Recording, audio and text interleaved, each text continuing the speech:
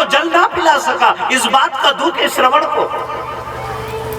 मैं मेरे माता पिता को तीर्थ ना करा सका, इस बात का दुख है श्रवण को। मरने का दुख थोड़ी है साहब कि बाण लग गया और मैं मर जाऊंगा। मौत से कौन डरता है साहब? कायर होता है वही मौत से डरता है। जो शेर की तरह जीता है, जो धर्म पर जीता है, जो प्रभु पर विश्वास करता है, वो तो मुस्कुराते मुस्कुराते काल को गले लगाने का पावर रखता है साहब। डरता कौन है? जो पापी है। डरता कौन है? जिसके कार्यक्रम है। डरता कौन है? जो पाप करता है। डरता कौन है? जिसकी नीयत गंदी है। डरता कौन है? जिसकी सोच गंदी है, कभी धर्म नहीं कर सका, कभी पुण्य नहीं कर सका, कभी कथा में नहीं बैठा, वो आदमी मौत से डरता है। जो हरि पर पूर्ण विश्वास करता है वो क्या मौत से डरेगा?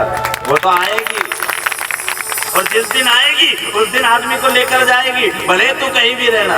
पर कर्म से डरना, कर्म कर्म होता है, धर्म धर्म होता है।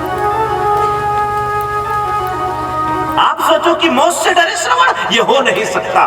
श्रवण को चिंता है, श्रवण को दुख है। किस बात का? मेरे माता पिता को मैं तीर्थ यात्रा नहीं करा सका।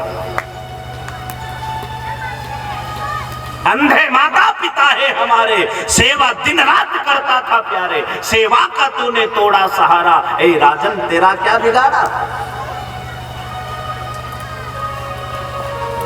दशरथ जी महाराज प्रणाम करते हैं।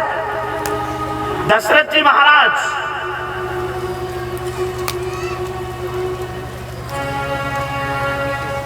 झुके हैं, रो रहे हैं, हाथों में से बाण छूट गया, अनुचित हो गया, काहे होएगा रे?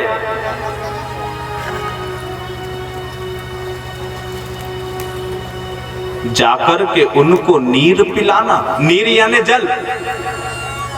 क्या कहता है श्रवण महाराज? ये जो जल है ना, ये तुम्बा लेकर के जाओ। मेरे माता पिता ने सुबह से जल नहीं पिया, आप ये जल उनको पिलाओ।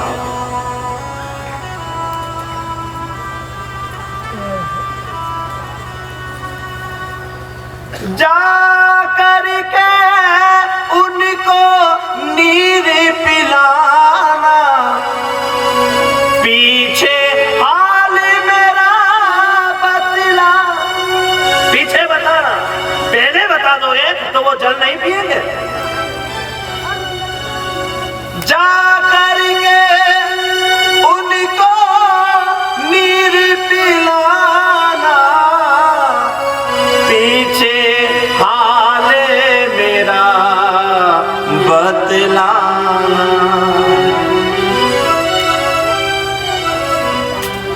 सेवा का तूने तोड़ा सहारा, हे राजन तेरा क्या बिगाड़ा? ले गया तुम्बा। दशरथ जी महाराज भी कांप रहे, गलत हो गया, अनुचित हो गया। जब दशरथ जी महाराज तुम्बे को लेकर गए ना, जल लेकर के गए, जल भर करके, तो बताया जाए दूर से ही पांव की आहट को उस मां ने पहचान ली। ये मेरा श्रवण हो ही नहीं सकता। श्रवण की पांव की आहट को पहचानती थी वो माता। भले वो आंख से अंधी थी, आंख से दिखाई नहीं देता, लेकिन श्रवण की पांव की आहट को पहचानती थी। ये मेरा श्रवण है कि कोई और है?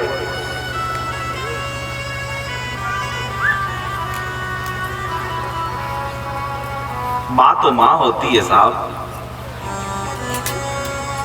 ये बेटे का और मां का रिश्ता बड़ा पवित्र रिश्ता है।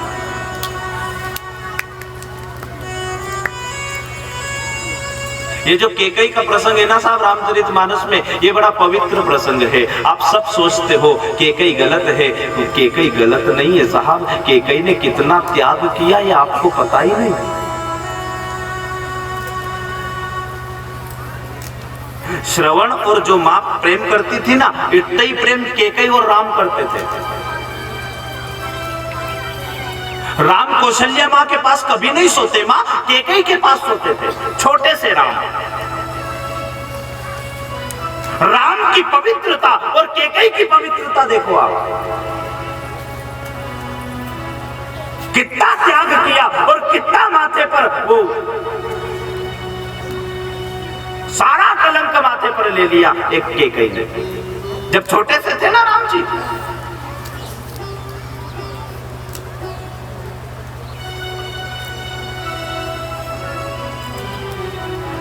खेल रहे थे, सोते थे केकई के पास।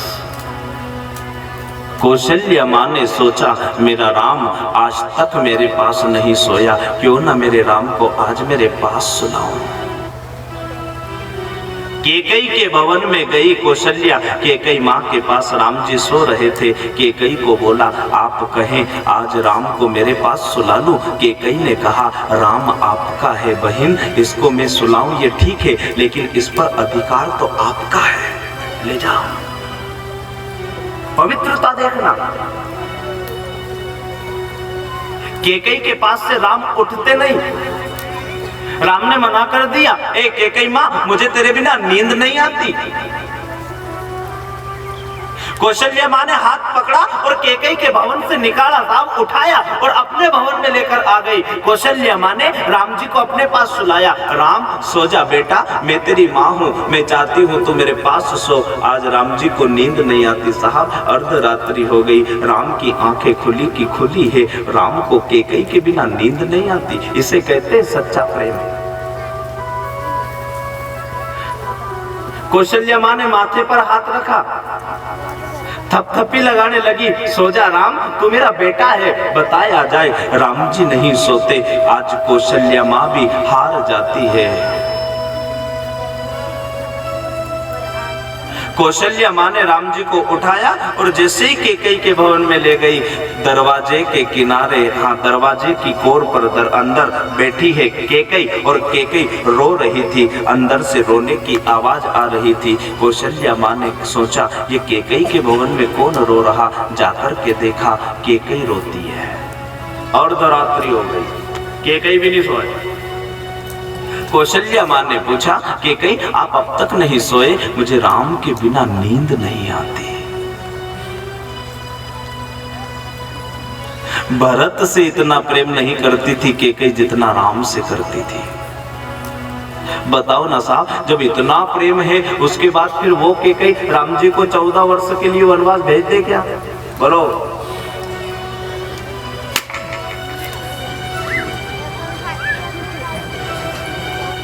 प्रमाण दे रहा है भुक्का, आज तो बटा हुआ है।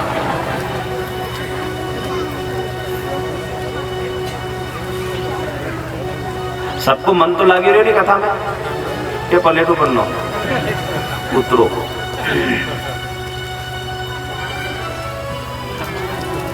जो माँ राम के बिना सोती नहीं, राम के बिना नींद नहीं आती, वो माँ आज मजबूर हो जाती है। जब राम जी खेल रहे थे ना, राम और लक्ष्मण सब जब छोटे छोटे सब खेल रहे थे, तो केकई बैठी थी। राम जी आए और पीछे से आंखों पर हाथ रखा और फिर पूछा आवाज बदलकर, बोलो माँ मैं कौन हूँ, मुझे पहचानो। केकई तो राम की सुगंध को पहचानती थी कि ये मेरा राम ही है। केकई तो राम की आहट तक पहचानती थी कि मेरा राम ही है। केकई तो राम के हाथों को पहचानती थी कि मेरा राम ही है। लेकिन केकई ने भी सोची क्यों ना मैं भी आज राम के साथ खेल खेल लूं, मैं राम को मना कर दूं, मैं तुझे नहीं पहचान रही। राम ने जैसे ही हाथ रखा केकई माँ की आंखों पर, आंखें बंद करी, पीछे से पूछा पहचान माँ मैं कौन हूँ। केकई ने भी आज मजाक कर ली, तू तो मेरा लक्ष्मण है रे। सही बता, हाँ तू मेरा लक्ष्मण है। राम तुरंत कूद कर सामने आ गए और केकई माँ की गोदी में बैठ गए। माँ मैं जीत गया, तू हार गई, तेरी जीत में ही मेरी जीत है राम, कोई बात नहीं। अभी दर्द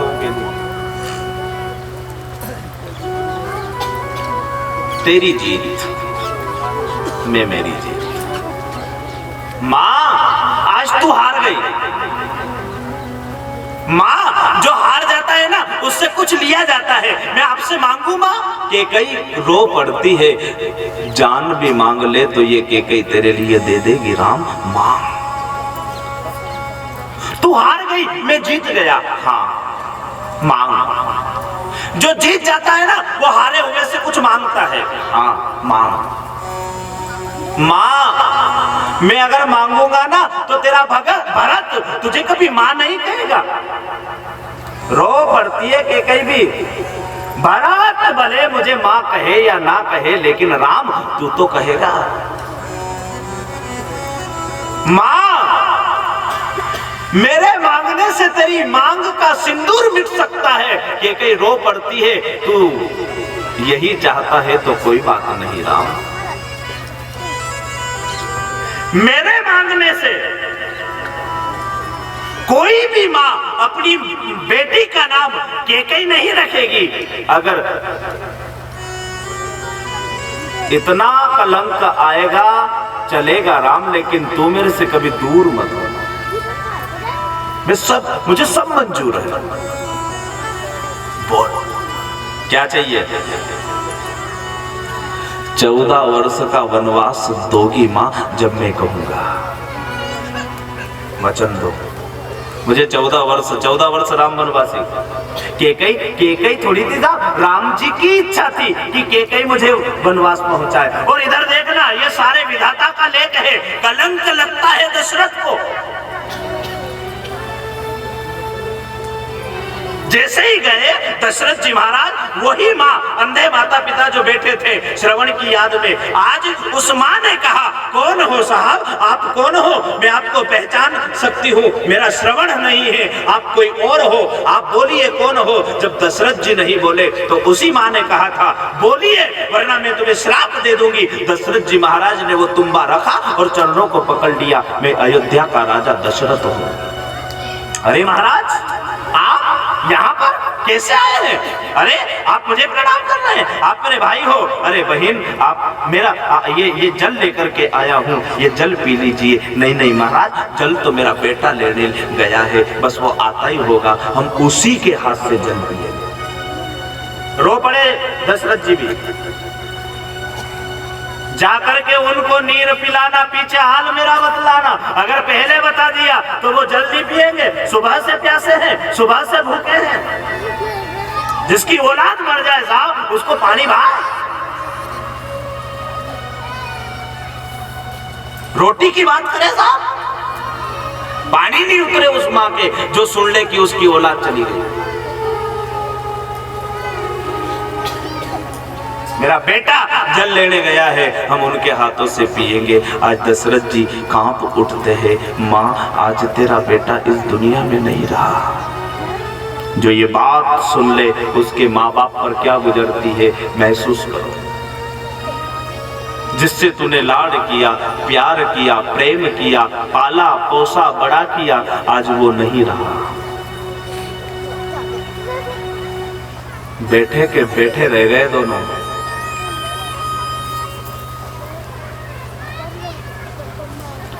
जिस बेटे के वियोग में हम हमारी देह का त्याग कर रहे हैं, ऐ दशरथ, एक दिन वैसा ही आएगा, तू भी तेरे बेटे के वियोग में तेरी देह को त्यागेगा। दे दिया श्राप। जिस बाण से तुमने मेरे बेटे को मारा, उसी बाण से तुम्हारी मौत होगी, मृत्यु आएगी। छोड़ दिया दोनों ने वहीं पर देह छोड़ दी। बैठे के बैठे रह गए। दशरथ जी डरे, दौड़े।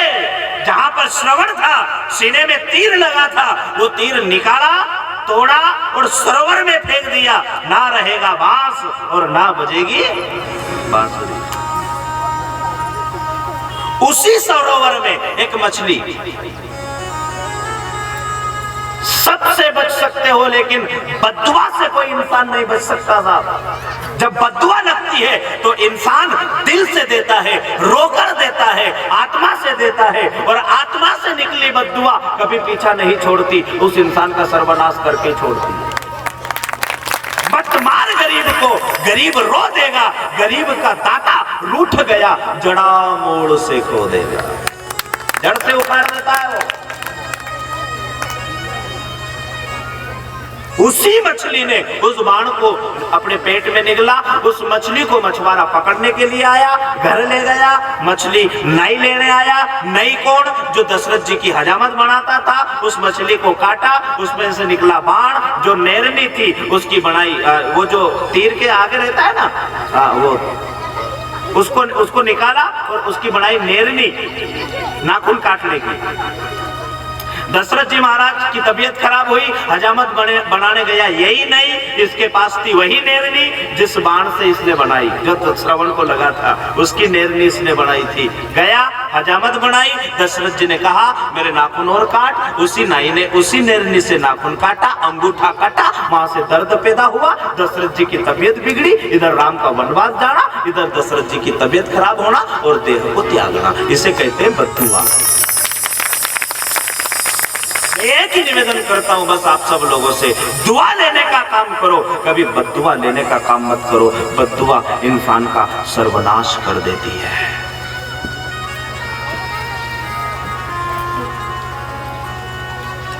ठीक है, चेतरे नारा चेतरे थारी चिड़िया चुक गई, खेतरे भाई नुगरा रे, अब तो मन में तू, अब तो दिल में। आई ध्यान दो, गुरु के नाम से आटी रे, अब पुणे चढ़ावे थारी, घाटी रे भाई मुगरा रे।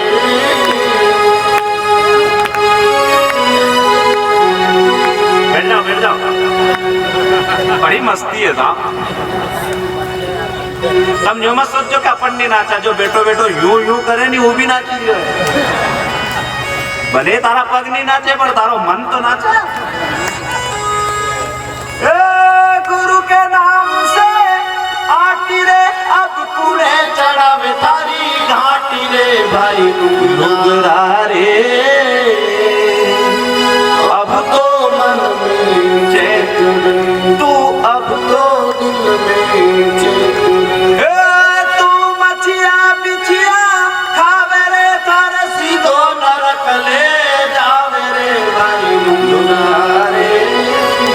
जो मछली, मुर्गे, बकरे, तू मछिया बिछिया खावे रे, थारे सीधो नरक ले जावे रे भाई नुगरा रे, अब तो मन में चेत रे, तू अब तो दिल में चेत। चेत रे नर चेत रे थारी चिड़िया चुक गई, खेत रे भाई नुगरा। गुरु जरूर होना, नुगरे मत रहना। गुरु ही है जो दही दूध में दही यानी के जमावन, दूध में जमावन डालने वाला गुरु अगर हमारी जिंदगी में कोई ऐसा महामंत्र देकर चला जाए, वही मंत्र हमें भगवान से मिला देता है।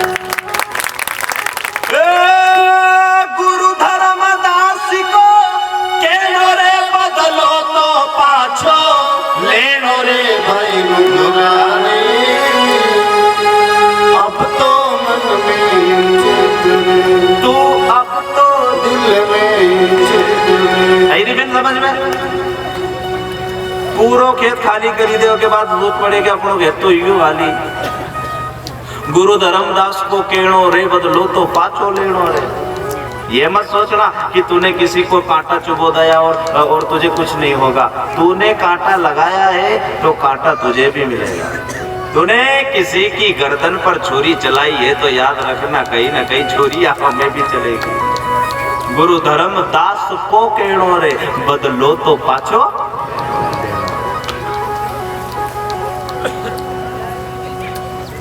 सबसे बच सकता है लेकिन इंसान कर्म से नहीं बच सकता।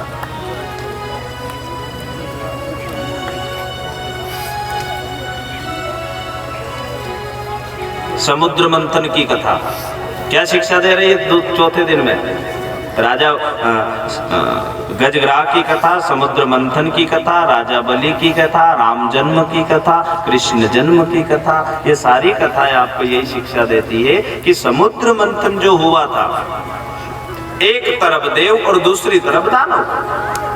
मंदराचल पर्वत की मथानी और वसु की नाक का रस्सा।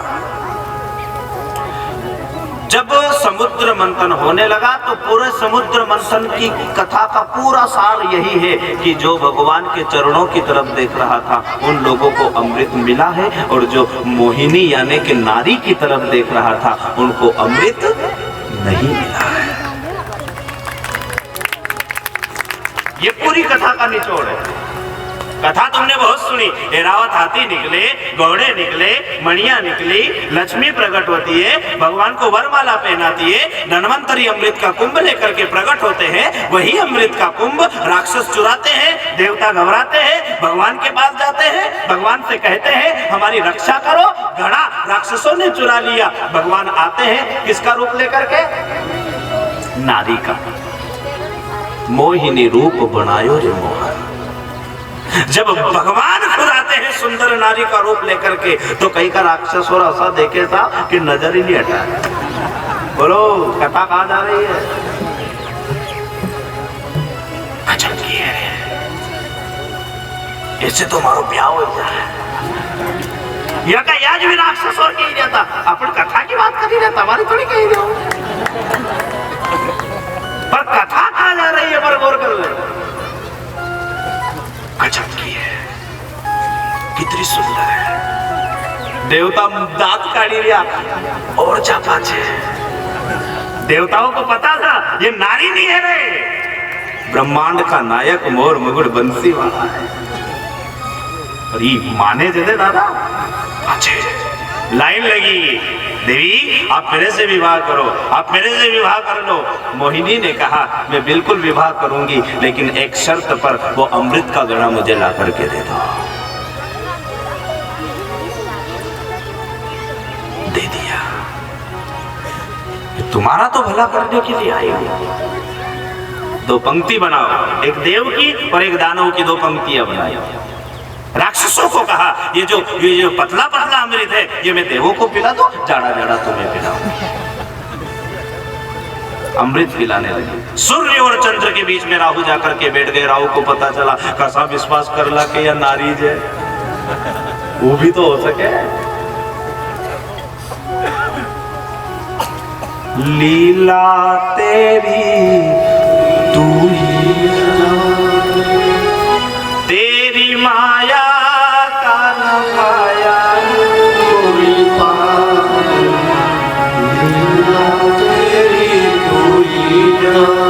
तू ही जाने वो श्यामा, तू ही जाने, तू ही जाने वो श्यामा, तू ही जाने, तेरी माया का न पाया कोई पार, तेरी तू ही जाने। देखना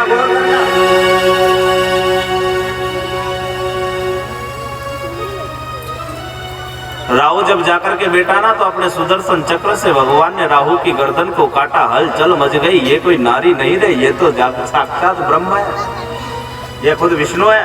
हलचल मची, युद्ध हुआ, दैत्य और देवों में भयानक युद्ध होता है। देवों को अमृत मिल चुका था, बताया जाए देवों ने दैत्यों को पराजित किया।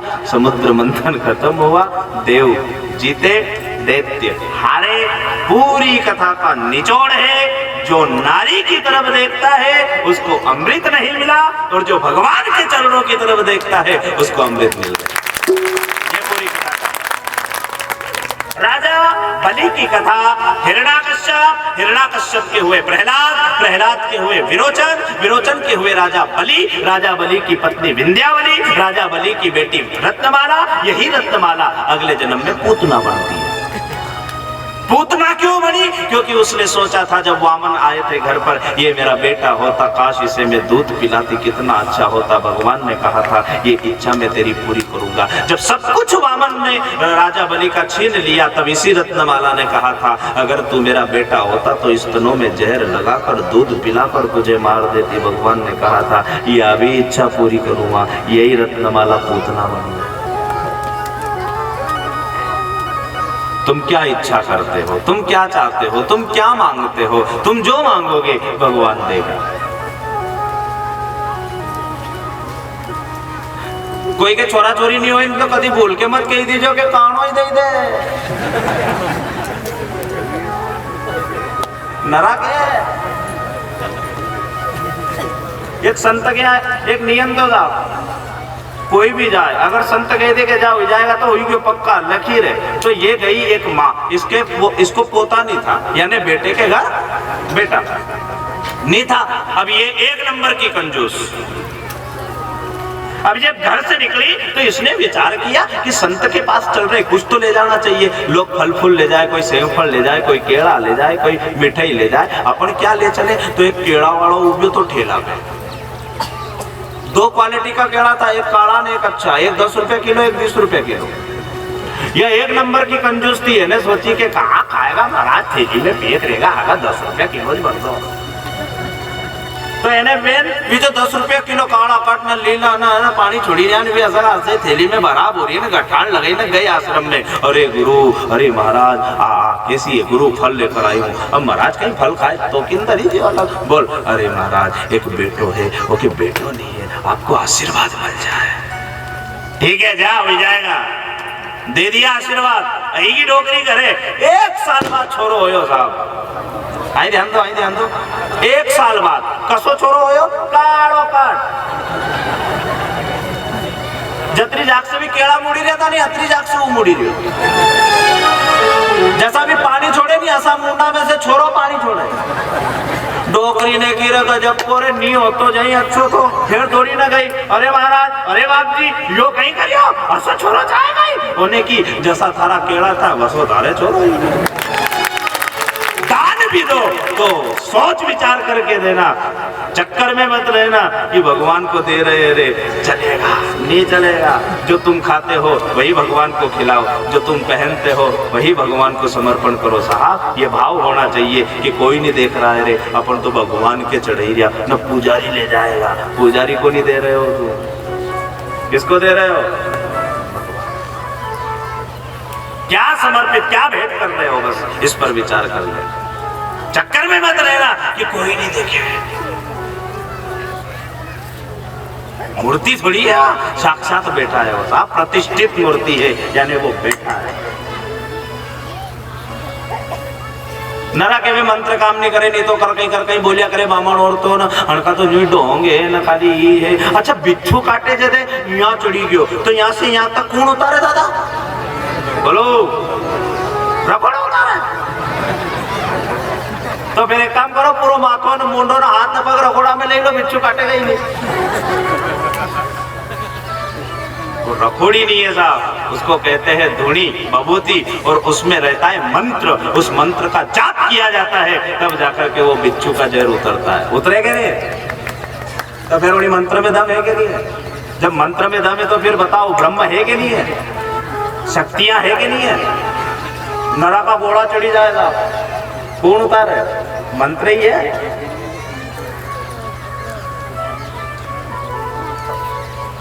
बस मैं एक ही निवेदन करता हूँ, मंत्र जाप मम दृढ़ विश्वासा, पंचम भजन सुवेद प्रकाशा। जो मेरे मंत्रों पर पूर्ण विश्वास करता है, समझ लो मेरी भक्ति हो गई है।